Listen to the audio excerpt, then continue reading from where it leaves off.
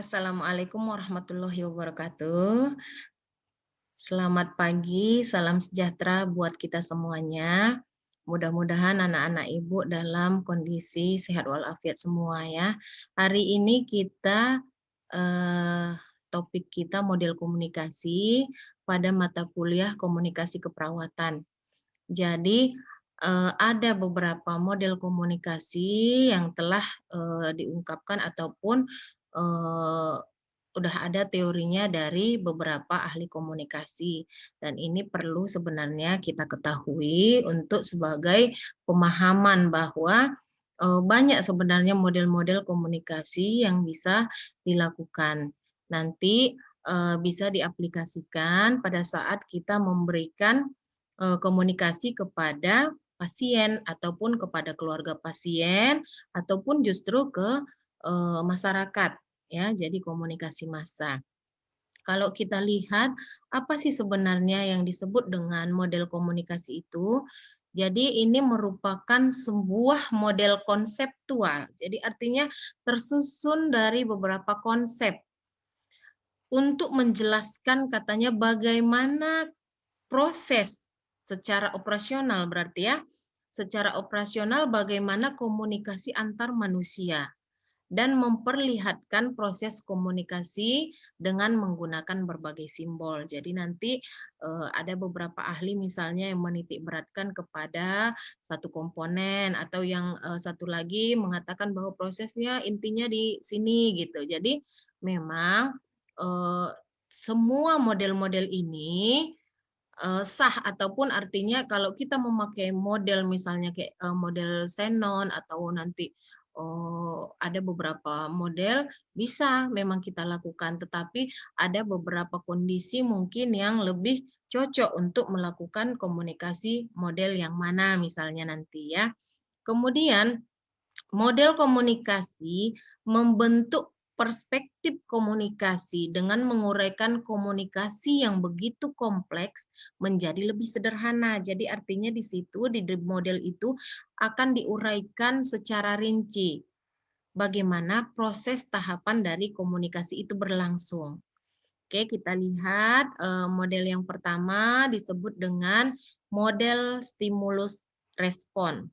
Jadi ada stimulus, ada responnya. Ada aksi, ada reaksi. Jadi jika ada sesuatu, ada yang meresponnya. Jadi ini model stimulus respon. Model ini merupakan model yang paling dasar dalam ilmu komunikasi. Model ini menunjukkan komunikasi sebagai sebuah proses aksi reaksi. Jadi itu tadi ada yang ngomong, ada yang mendengarkan, ya. Ada yang berbuat, ada yang melihat gitu ya. Jadi ada aksi, ada reaksi. Tidak ada misalnya eh, seseorang ngobrol ataupun bercakap-cakap, tetapi dia bercakap-cakap sendiri. Itu artinya berarti bukan komunikasi yang kita maksud di sini. Artinya memang ada beberapa nanti yang mengalami gangguan kognitif, dia mengalami halusinasi, dia mendengar sesuatu yang orang lain tidak mendengar sehingga dia ngobrol sendiri. Itu bukan itu. Berarti dia tidak masuk ke dalam stimulus respon. Artinya memang stimulus di pada gangguan jiwa itu juga ada sebenarnya. Akan tetapi yang disebut di sini bukan stimulus yang seperti itu ya. Kemudian model ini beranggapan bahwa kata-kata verbal, tanda-tanda nonverbal, gambar-gambar, dan tindakan akan merangsang orang lain untuk memberikan respon dengan cara tertentu. Jadi, banyak pengaruh dari nonverbal juga katanya di sini. Jadi bukan berarti seperti ibu misalnya ngomong bukan omongan ibu itu aja yang didengarkan, tetapi gambar-gambar yang ibu sajikan dalam memberikan perkuliahan misalnya, kemudian mimik muka ibu, tindakan, semangat enggak waktu ngomong atau bagaimana itu juga ditangkap oleh si pemberi pesan, si penerima pesan. Penerima pesannya siapa? Kalian gitu. Jadi eh, seseorang memberikan respon, akan tetapi respon itu pun bisa berbeda-beda ya. Jadi bukan berarti kalau satu pemberi pesan, penerima pesannya banyak, bisa saja penerima pesan itu beda persepsinya dengan orang lain yang sama-sama menerima pesan tersebut. Ya, jadi katanya orang lain akan terangsang untuk memberikan respon. Jadi kalau kita ngobrol, apalagi memang percakapannya atau berita yang kita sampaikan itu penting, seseorang tentu saja akan berespon terhadap informasi ataupun berita yang dikirimkan oleh si pemberi pesan. Proses ini dapat berupa timbal balik dan mempunyai efek yang banyak. Setiap efek dapat merubah perilaku dari komunikasi berikutnya. Inilah sebenarnya komunikasi yang paling dasar. Kita di rumah sakit nanti akan memberikan penkes kepada pasien. Misalnya kita berharap misalnya Pak, mohon maaf, mohon izin, paru-paru Bapak kan sudah seperti ini. Jadi bisalah kalau bisa mohonlah dikurangi dulu merokoknya. Jadi dari omongan kita itu, kita ingin efek omongan itu akan dapat merubah perilaku si pasien kita. Apa efeknya? Dia tidak merokok lagi. Ya, jadi kita berharap ada respon dari stimulus yang kita berikan kepada si pasien. Jadi itu model yang pertama, model stimulus respon. Kemudian model berikutnya adalah ini Aristoteles.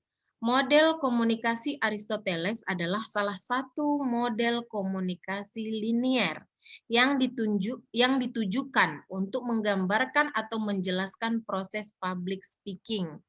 Jadi linier artinya satu arah gitu ya. Model ini merupakan model komunikasi pertama dan merupakan model komunikasi yang diterima secara luas di antara model komunikasi lainnya. Jadi dialah yang pertama mengatakan bahwa komunikasi itu ini model komunikasi Laswell juga ya sama dengan Aristoteles. Mereka mengatakan bahwa ada 5 komponen dari komunikasi. Yang pertama adalah siapa? Siapa yang memberi pesan? Komunikator, sender, atau pengirim, sama itu semua ya. Sumber pesan. Jadi saat ini misalnya kita sedang melakukan komunikasi nih, ya seperti yang dibilangkan Aristoteles ini public speaking. Jadi banyak kalian publiknya ibu yang ngomong, berarti ibu lah komunikatornya, sendernya ibu pengirim pesannya. Apa yang ibu kirim? Apa isi pesannya? Tentang teori model komunikasi ini. Inilah isi pesannya. Model-model komunikasi inilah isi pesannya. Kemudian channel, media, medium atau media. Apa yang Ibu pakai? Dengan memakai laptop, dengan suara Ibu, dengan pakai media Zoom, aplikasi. Jadi medianya yang pasti yang pertama adalah suara Ibu. Kalau Ibu nggak ngomong, bisik-bisik, nggak akan ada yang mengerti tentang apa yang Ibu omongkan tadi. Makanya penting sekali suara media di dalam hal ini, kalau menurut Aristoteles dan Laswell. Jadi, kalau tidak ada medium ini, bagaimana kita mau menerima pesan? Jadi, pernah dulu ada perawat pita suaranya mahasiswa kita ya, pita suaranya terganggu karena mau operasi pita suara, jadi dia tetap melakukan intervensi di rumah sakit. Kebetulan waktu itu fase profesi jiwa. Jadi bukan karena memang kita nggak punya hati, saat itu kita memang nggak meluluskan mahasiswa tersebut. Karena apa? Di rumah sakit jiwa kan kebanyakan adalah penkes untuk merubah perilaku pasien. Jadi bagaimana dia mau memberikan intervensi sedangkan suara dia tidak ada sama sekali. Jadi pesan yang disampaikannya kepada pasien dengan bentuk tulisan tidak efektif dan tidak dapat mampu merubah perilaku dari si pasien. Jadi saat itu ya memang kondisinya seperti itu dan inilah yang disebutkan si Aristoteles ini berarti penting memang sekali medium atau media. Jadi kalau ibu pun ngomong-ngomong, suara ibu ada, tetapi nggak tersampaikan ke kalian seperti ini, misalnya ini bantuan dengan laptop dan Zoom, itu pun tidak bisa juga. Makanya memang penting media di dalam percakapan. Kemudian receiver, penerima, ya. Apa sih, siapa sih penerima pesannya? Kalau ini kan halayak, artinya banyak ya. Kalau kalian hampir ratusan. Ini pun Ibu buat metode seperti ini agar semuanya bisa menerima pesan yang Ibu berikan ini, karena menurut si Pen rebutan masuk Zoom kemarin. Zoom-nya kebetulan nggak ada pula kita yang premium, jadi makanya Ibu buatkan dalam bentuk seperti ini. Agar apa? Agar halayak. Halayaknya siapa? Kalian dapat menerima pesan yang Ibu berikan. Kemudian feedback-nya, Ibu nanti berharap dari feedback dari komentar di Zoom, kalau ada pertanyaan gitu ya. Itulah feedback-nya. Ibu ingin bahwa kalian mengerti dengan apa yang Ibu sampaikan. Kemudian Ibu ingin kalau kalian memang mengerti apa yang kalian pahami atau ada yang tidak dimengerti, ditanyakan. Itu juga salah satu feedback dari komunikasi kalau menurut Aristoteles ya. Kemudian yang kedua, Laswell. Ini model komunikasi Laswell awalnya dikembangkan untuk menganalisis komunikasi massa. Jadi hampir sama tadi dengan Aristoteles yang ini ya, yang Aristoteles. Karena dia juga mengatakan public speaking, public ya. Makanya ini Laswell dan Aristoteles sama-sama mereka mengacu kepada 5 komponen ini dalam berkomunikasi. Model ini digunakan pula untuk menganalisis komunikasi interpersonal. Jadi kalau yang Laswell selain komunikasi massa atau komunikasi kelompok, bisa juga dia menganalisis komunikasi interpersonal. Apa arti komunikasi interpersonal? Komunikasi interpersonal adalah komunikasi antar dua orang, inter. Kalau intra dia dengan diri sendiri, ya. Kalau komunikasi massa dengan banyak orang. Jadi kalau kalian ngobrol dengan teman kalian, kalau mau curhat, kalau mau bertanya, kemudian dijawab, itu artinya interpersonal. Kalau kalian memberikan edukasi ke pasien, itu namanya kalau pasiennya satu bisa interpersonal. Tetapi kalau memang ramai-ramai memberikan seperti bentuk pencast di dalam suatu ruangan, itu komunikasi kelompok ya. Laswell juga membawa konsep proses komunikasi yang efektif. Menurutnya, terdapat hubungan antara penyajian fakta-fakta dengan bagaimana fakta-fakta tersebut dapat menyebabkan efek yang berbeda. Artinya, seseorang itu berkomunikasi, memberikan berita, berita yang diberikannya ini akurat, lebih berefek terhadap penerima pesan daripada orang yang memberikan berita misalnya, di sana ada kebakaran lah. Di mananya? Siapa? Enggak tahu lah. Aku pun masih dibilang teman, dibilang orang-orang sana. Itu tidak akan berefek terhadap orang yang menerima pesan dibandingkan dengan misalnya kalau di sana ada kebakaran loh. Di mana itu? Itu di WEG 4. Keluarga siapa? Penyebabnya ini loh. Jadi katanya dia memberikan fakta-fakta yang jelas tentang suatu berita. Sehingga si pemberi pesan yang A tadi dan yang B tentu saja lebih berefek berita tersebut terhadap yang dibawa oleh si B tadi karena dia membawa fakta-fakta dengan berita yang diberikannya tersebut. Kemudian model berikutnya adalah model Shannon and Weaver.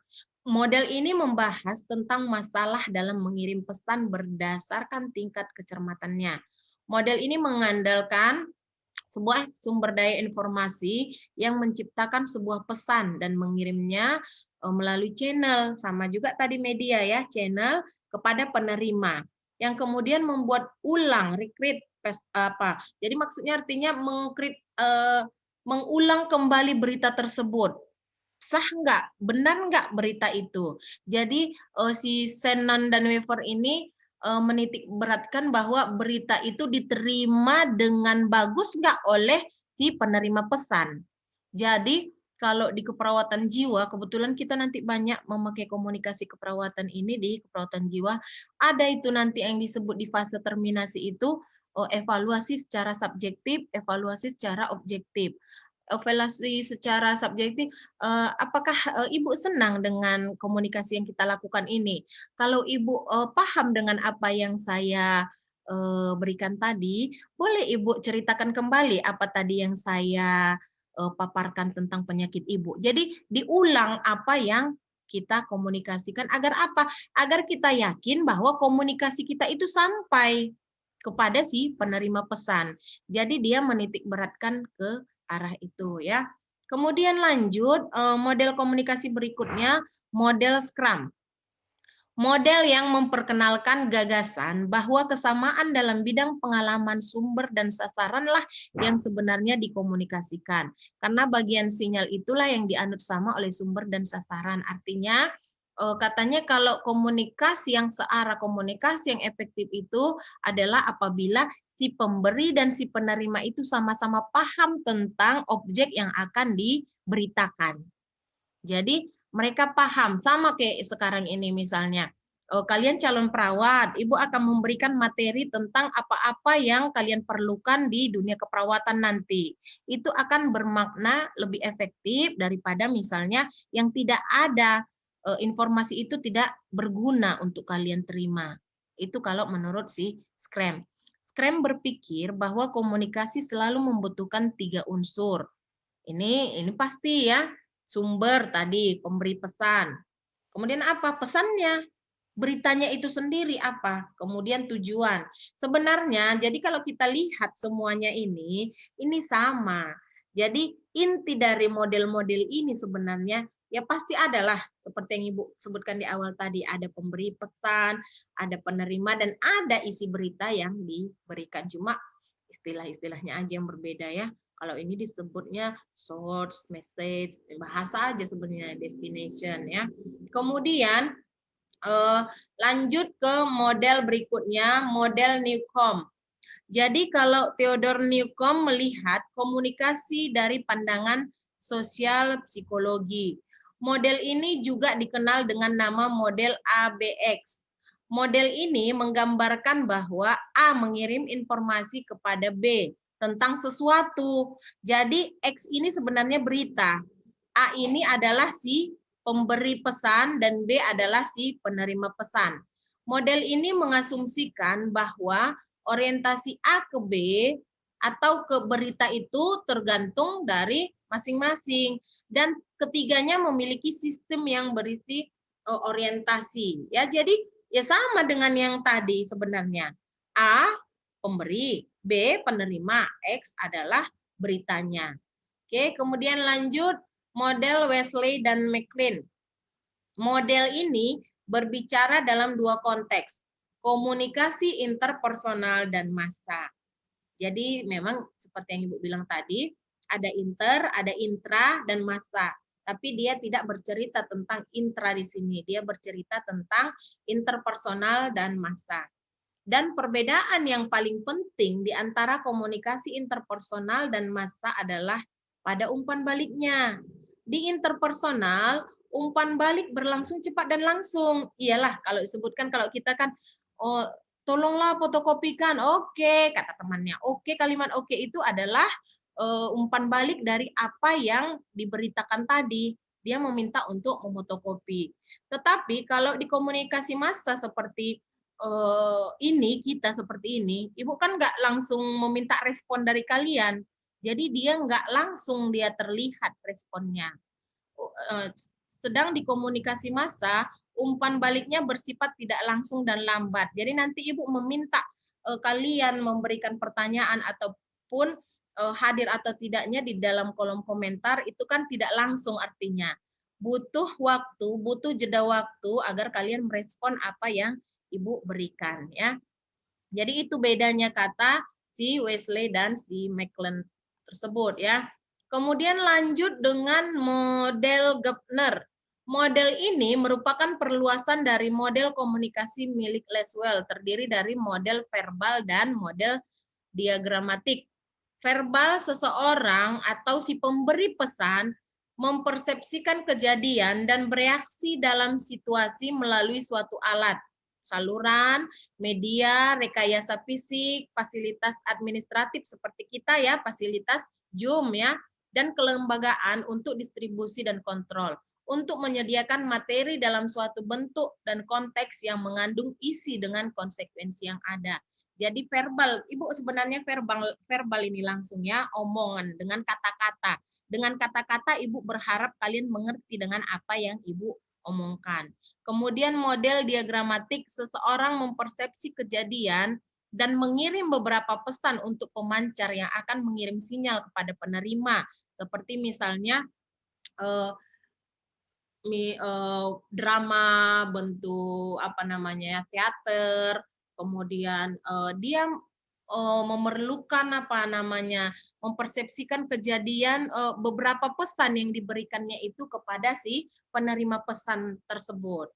Kemudian lanjut model Berlo. Model ini hanya memperlihatkan proses komunikasi satu arah dan hanya terdiri dari 4 komponen. Katanya penerima pesannya, kemudian salurannya, dan penerimanya. Artinya apa? Dia tidak ada feedback di sini. Kalau kalian perhatikan. Dia hanya satu arah. Berarti misalnya ibu hanya memberikan informasi ke kalian tanpa meminta respon dari kalian. Yang penting kalian mengerti. Nah, itu kalau menurut si model Berlo ini. Jadi yang punya si Aristoteles tadi, Laswell, dia mengatakan kan ada 5. Jadi di sini tidak ada umpan balik atau feedback kalau menurut si Berlo tadi. Dia hanya mengatakan bahwa sampai 4 ini, channel penerima pesan. Itulah yang disebut dengan komunikasi. Pokoknya si pemberi pesan sudah memberikan informasi ke penerima pesan, itulah yang disebut komunikasi. Oke, kemudian model De Fleur. Model ini merupakan model komunikasi massa dengan menyisipkan perangkat media massa atau mass medium device dan perangkat umpan balik. Model ini menggambarkan sumber, pemancar, ataupun ini tadi media sebenarnya ini, tapi karena massa dia, makanya disebut pemancar artinya lebih luas. Artinya kalau kita interpersonal kan yang disebut media tadi adalah suara, kalau ini sama seperti kita ini massa. Ini kan termasuk massa sebenarnya. Pemancarnya apa? Melalui inilah link Zoom yang Ibu berikan, Zoom yang diinikan, kemudian melalui YouTube tadi, itu kan pemancar ya. Kemudian penerima, kalian yang menerima pesan. Dan tujuan katanya sebagai fase yang terpisah dalam proses komunikasi massa. Kemudian ini kesimpulannya. Kesimpulannya, sebenarnya model-model komunikasi ini hampir sama. Semuanya hampir sama. Intinya, komunikasi yang efektif itu adalah jika si pemberi pesan mengerti, jika si penerima pesan mengerti apa yang diberitakan oleh si pemberi pesan. Dan diharapkan penerima pesan dapat melakukan ataupun merubah perilaku dengan apa yang disebutkan oleh si pemberi pesan tadi.